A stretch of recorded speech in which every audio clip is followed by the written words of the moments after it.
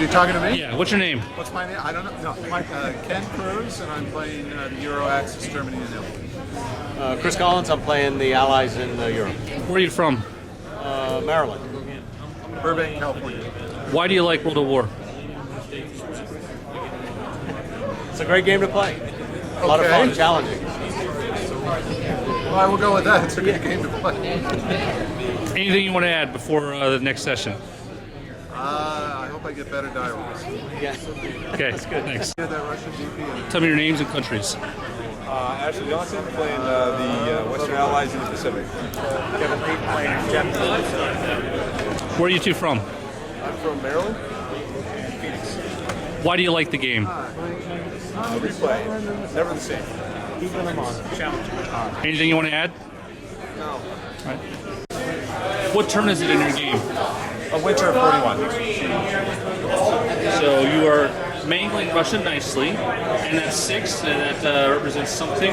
That's the modified winter level. Winter level is 6. Oh, Look it up in the rules. it wasn't a natural 6. It was a it's mild. We can make it a natural 6. It was like a stalemate in Egypt. Yeah.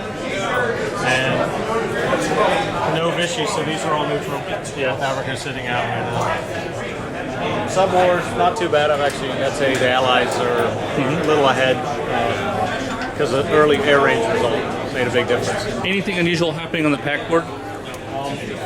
You just did Pearl Harbor? Or you're doing Pearl Harbor? They just did Pearl Harbor. How was Pearl Harbor? I believe one carrier got caught there, so make it interesting. You sink any oil? I don't know.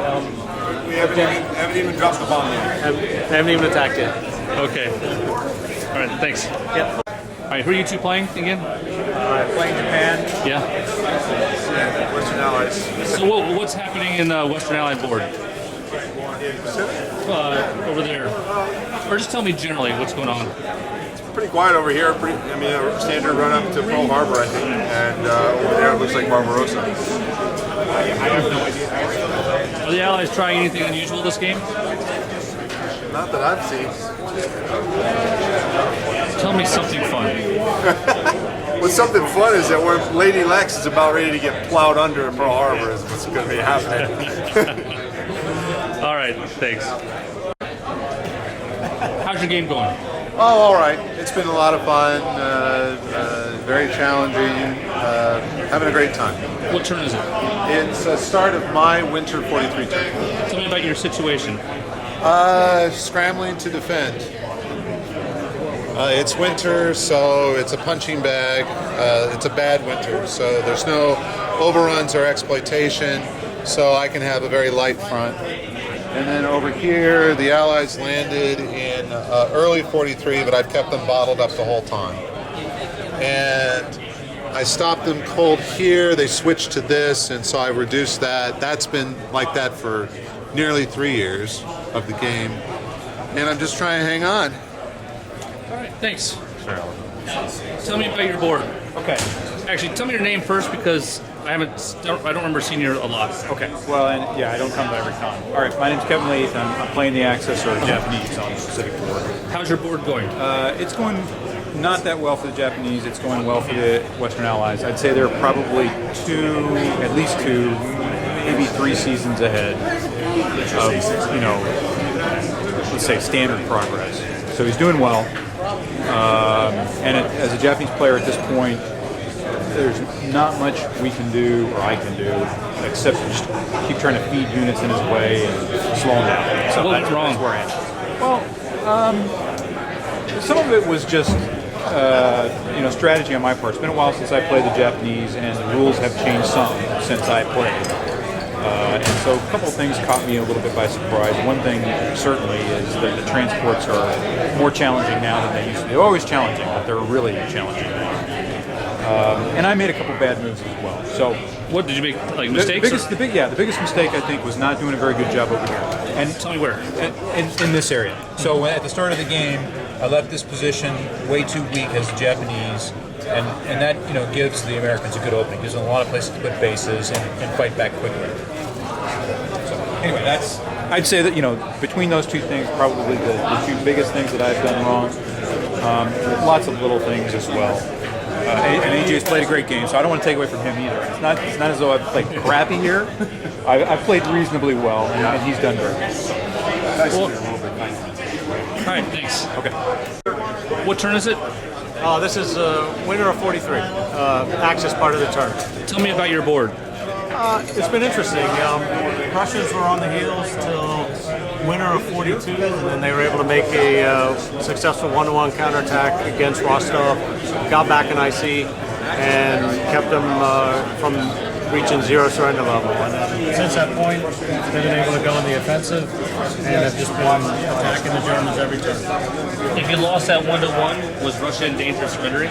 Oh, absolutely, and would have been out for at least 2 turns. Do you agree? Yes, Russia would have surrendered. So that was a 2 or 3 turn swing on that one die roll.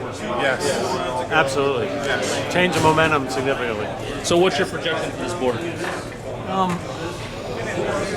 It's just, I'd say, you can go ahead. I'm sorry. No, it's all I right. was going to say summer of 45. I think it'll go right to a normal game. Yeah.